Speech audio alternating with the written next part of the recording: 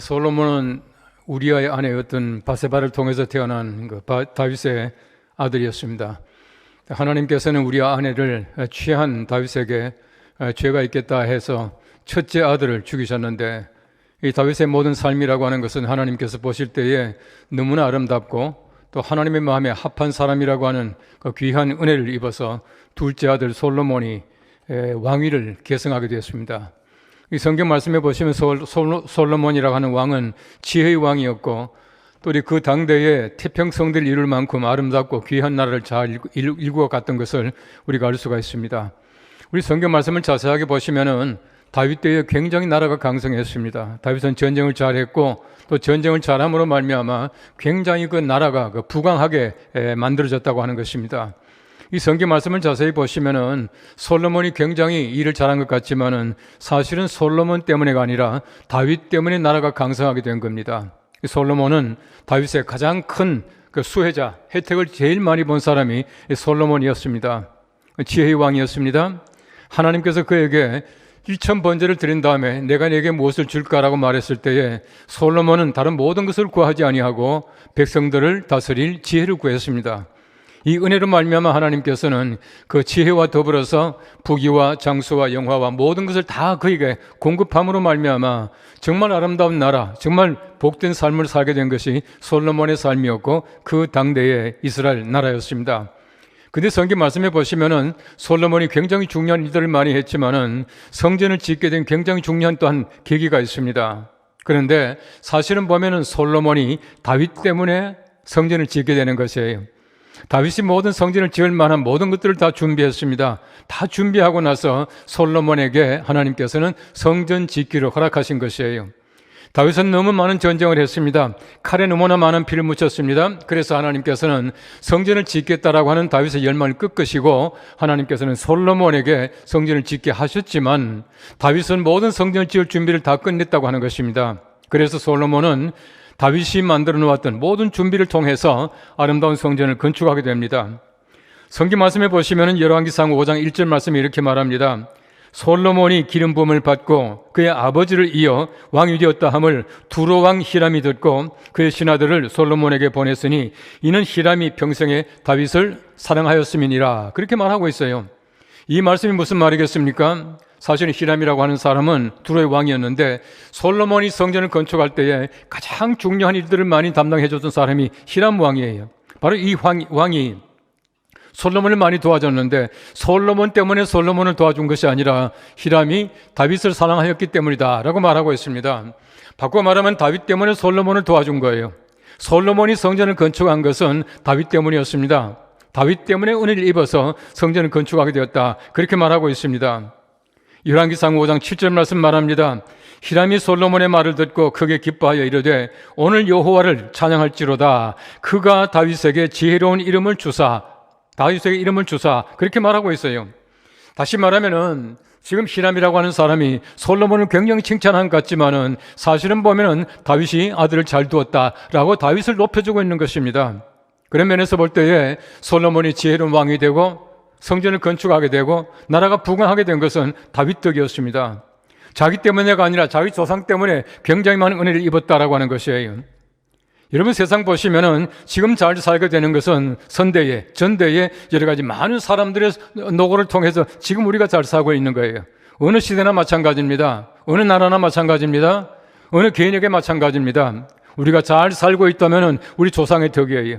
우리 선대의 덕입니다. 우리 교회가 아름다운 교회입니다. 우리 교회가 아름다운 교회가 된 것은 우리가 열심히 한 것도 있지만은 우리 전대에 수많은 사람들이, 하나님의 백성들, 하나님의 귀한 종들이 열심히 함으로 말미암아 연동교회라고 하는 이름이 많은 사람들에게 아름다운 이름을 남겨두었다고 하는 것이에요. 우리 129년 역사 속에서 우리가 열심히 해야 됩니다. 왜냐하면 우리 조상들이 물려놓으신 아름다운 연동교회 그 이름을 우리가 더럽히지 않게 하기 위해서 우리가 얼마나 수고를 많이 해야 되는지 몰라요. 더더구나 우리가 우리 조상들의 덕을 잊지 말아야 합니다. 그 은덕을 잊지 말아야 된다는 얘기예요. 여러분, 최근에 보시면은 너무 과학이 발달하고 문화가 발달하고 이러다 보니까 사실 따라가지 못하는 어르신들을 좀 얕보는 게 있더라고요. 이 노인들이 들어가면 기어스크 못해가지고 쩔쩔매니까 도와주긴 하지만은 좀 비웃는 것 같아요. 절대 그러면 안 돼요.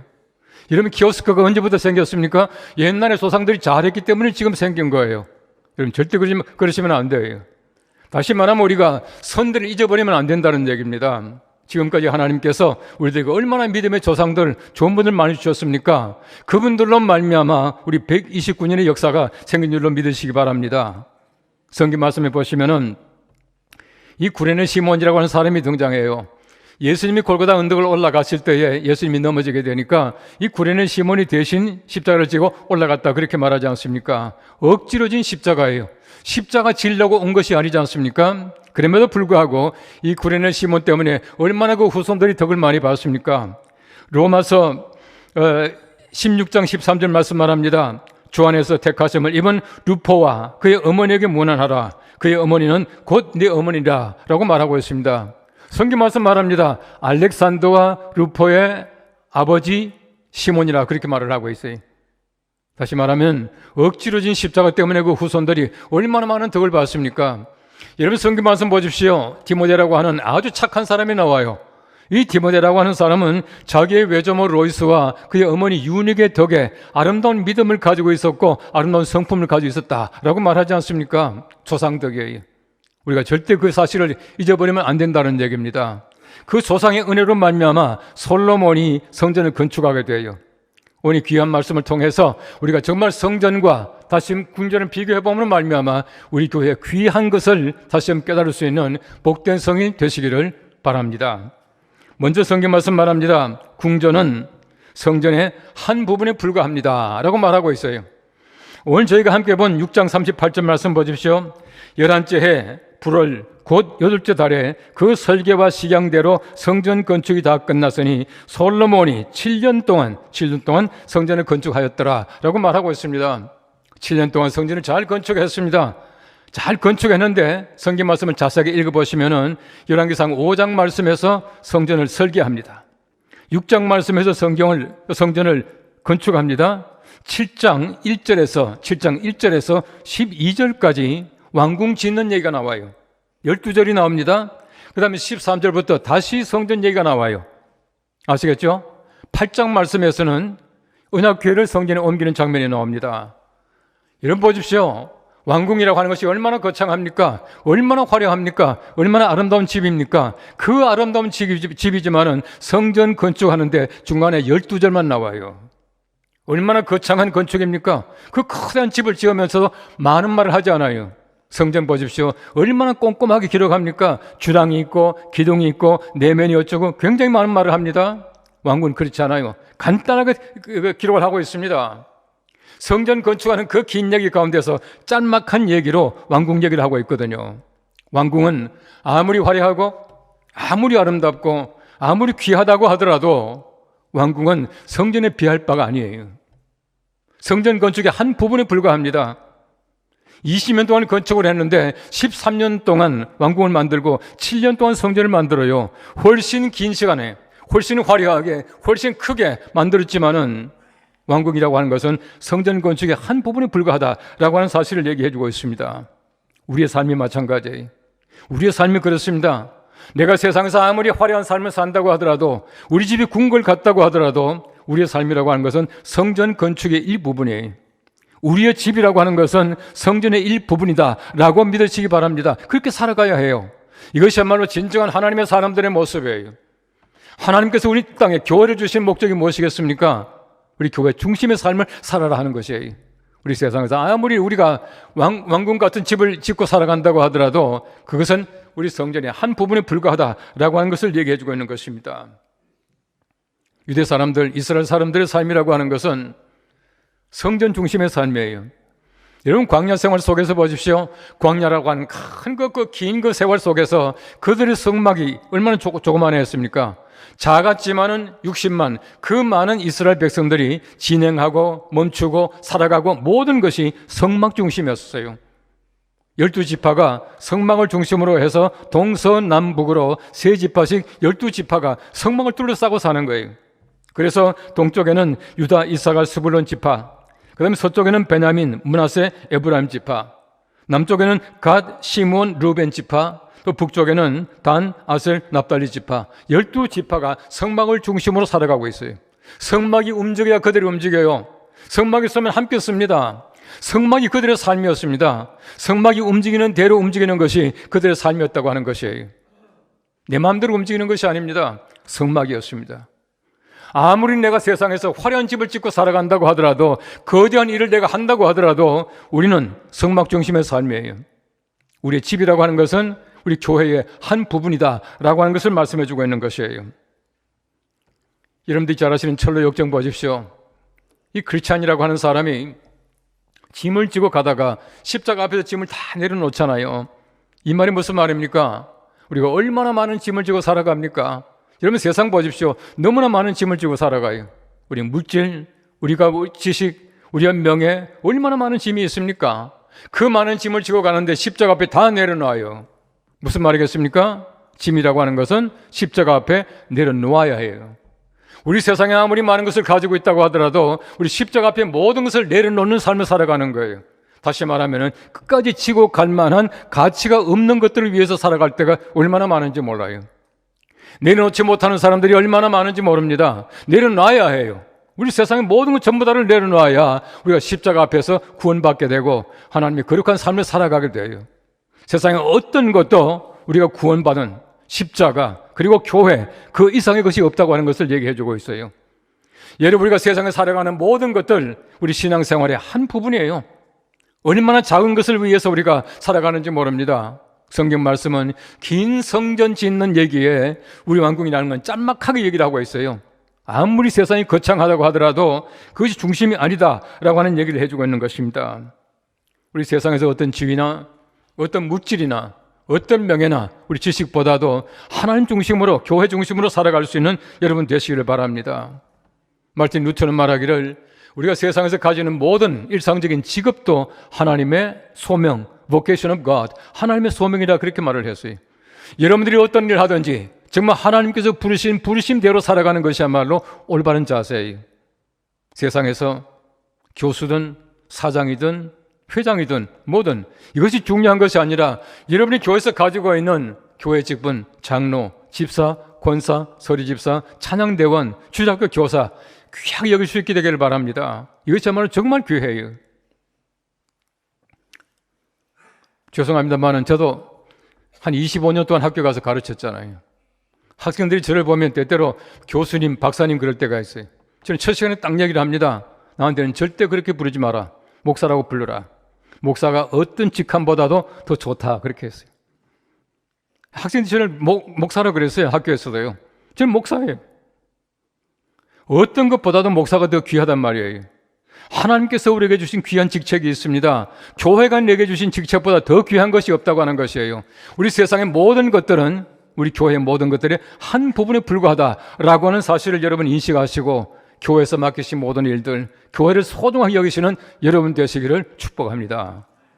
오늘 성경 말씀 두 번째는 말합니다. 궁전보다 성전의 가치입니다 라고 말하고 있습니다. 오늘 저희가 함께 읽은 열왕기상 7장 1절 말씀 보십시오. 솔로몬이 자기 왕궁을 13년 동안 건축하여 그 전부를 준공하니라 라고 말하고 있어요. 말씀드린 대로 성전은 7년이요 왕궁은 13년이에요. 성전은요 길이가 60규빗이에요.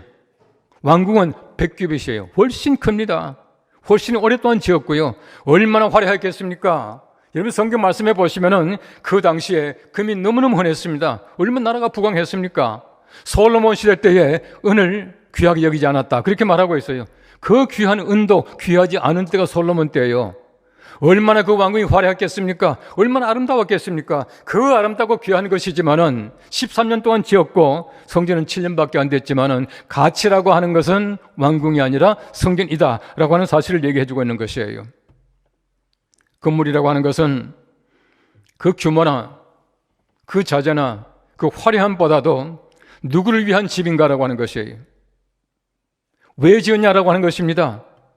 그 건축물의 목적을 얘기하고 있는 것이에요. 여기에 바로 품격이 있고 여기에 바로 가치가 있다라고 하는 것입니다. 궁전은 솔로몬을 위한 것이었고 성전은 하나님을 위한 것이었어요. 아무리 해도 비교가 되지 않습니다. 솔로몬이 엄청나게 큰 자기의 집을 지었지만은 내 집이 아니라 하나님의 집이라고 하는 것이에요. 성전보다 왕궁의 가치를 얘기하고 있는 겁니다. 이스라엘 백성들이 바빌론의 포로가 되어요. 예루살렘 성벽이 다 무너지고요. 성전이 무너지게 되고요. 왕궁이 무너지게 되고요. 초토화가 되었습니다. 그럼 다 끌려간 거예요. 여러분, 그들의 마음속에 예루살렘 성벽이 무너진 것 아무것도 아니에요. 예루살렘 왕궁이 무너진 것 아무것도 아니에요. 예루살렘 성전이 무너지게 되고 그 바빌론 사람들이 들어와서 성전에 쓰고 있던 모든 그릇들 다 훔쳐가잖아요. 이것이 자존심이 상하고 이것이 마음이 아픈 거예요. 성전이 파괴됐다라고 하는 것이 그들의 가장 자존심이 상하는 일이었습니다. 굴욕이었습니다. 왜 그렇습니까? 하나님의 집이 망했다라고 하는 것이에요. 내 집이 아닙니다. 왕궁이 아닙니다. 하나님의 집이 파손되었다는 그 자체가 얼마나 마음이 아픈 일인지 몰랐습니다. 다시금 그 바사에 고레스 칙령으로 말미암아 돌아오게 돼요. 성경 말씀을 잘 읽어보십시오. 돌아올 때 뭘 가지고 왔습니까? 그들이 돌아올 때 다른 거 아무것도 가지고 오지 않아요. 그들이 가지고 온 것은 성전에서 쓰고 있던 그릇들이에요. 기명들이었습니다. 성전에서 빼앗아갔던 그것만 가지고 와요. 왜 그렇습니까? 이게 가장 귀한 거예요. 어떤 것보다도 성전에서 빼앗긴 모든 것들이 가장 귀하다라고 하는 것을 얘기해 주고 있는 겁니다. 가치는 왕궁이 아니라 성전이었습니다. 그 화려한 왕궁보다도 화려하지 못할지 모르지만은 하나님의 집이야말로 가장 가치 있다라고 하는 것을 그들이 알고 있었습니다. 시편 84편 4절 말씀 잘 아는 말씀입니다. 주의 집에 사는 자들은 복이 있나니 그들이 항상 주를 찬송하리다 라고 말하고 있어요. 주의 집에 사는 자들 얼마나 복이 있습니까? 주의 집을 찬송하는 것입니다. 또한 10절 말씀 말합니다. 주의 궁정에서의 한날이 다른 곳에서의 첫날보다 나은즉 악인의 장막에 사는 것보다 내 하나님의 성전 문지기로 있는 것이 좋사오니 라고 말하고 있어요. 세상에서 악인의 장막에 있는 것보다도 주의 집에 문지기로 있는 것이 훨씬 좋습니다 라고 말하고 있어요. 우리 세상에서 여러 가지 많은 일을 하지만은 교회 일을 맡긴다고 하는 것은 얼마나 감사한 일인지 몰라요. 여러분, 세상에 수천 날을 산다고 하더라도 주의 전에서 하루가 더 귀하다 말하지 않습니까? 이 날이야말로 가장 귀한 날이 얼마나 복된 날입니까? 주의 전에서 하루가 귀하다 그렇게 말하고 있거든요. 어느 책을 보니까 유대 랍비들은 안식일 이렇게 지킨답니다. 물론 안식일은 안식일을 지키고요. 일월화 사흘 동안은 안식일을 기억하고요. 그 다음에는 수목금 사흘 동안은 안식일을 기대하고 살아간대. 다시 말하면은 엿새가 안식일을 위한 날들입니다. 바꿔 말하면 7일 전체가 안식일이에요. 사흘 동안은 열심히 준비하고 있다가 사흘 동안은 난 기억하고 또 감동을 늘 마음속에 담고 이렇게 살아간다는 것이에요. 여러분, 엿새가 하루를 위한 날이었습니다. 바로 이렇게 살아가야 우리 올바른 삶이라고 하는 것이. 그들만 그렇습니까? 우리가 마찬가지예요. 주일 하루 교회 나옵니다. 그러나 우리가 그 엿새 동안은 주일날을 기억하고 주일날을 기대하고 살아가야 올바른 안식일을 지키는 마음 자세, 주일을 지키는 마음의 자세라고 하는 것이에요. 이 하루가 얼마나 귀합니까? 우리 주일 전에 나와서 예배 드린다는 것이 얼마나 귀합니까? 이 하루가 얼마나 복됩니까? 그런 면에서 볼 때에 오늘 예배 나오신 여러분들 축복합니다. 잘 오셨습니다. 하나님이 기뻐하시는 것이 무엇이겠습니까? 세상의 엿새가 아니에요. 주의 집에서 하루가 더 귀하다 그렇게 말하고 있는 것입니다. 헤롯 궁전이 아무리 거창하고 아무리 화려하다고 하더라도 성전에 비할 바가 아니었죠. 그래서 하나님께서는 이 성전의 가치를 날마다 높여 주신다고 하는 것입니다. 하나님께서 우리 세상에 살아가면서 여러 가지 아름답고 복된 것들이 있지만은 우리 교회 생활이야말로 정말 복된 것이에요. 이 시간에 한번 찬양을 하나 하겠습니다. 초가 삼간도 함께 찬양하겠습니다. 박수하면서 합시다. 초가 삼간도 나는 만족하네. 값진 재물도 내겐 없지만 앞으로 내가 하늘나라에 가면 순황금 길을 거닐겠네. 내게는 하늘 저 위에 집이 있네. 영원한 기쁨 넘치는 그곳. 언젠가 내가 저 천국 이르러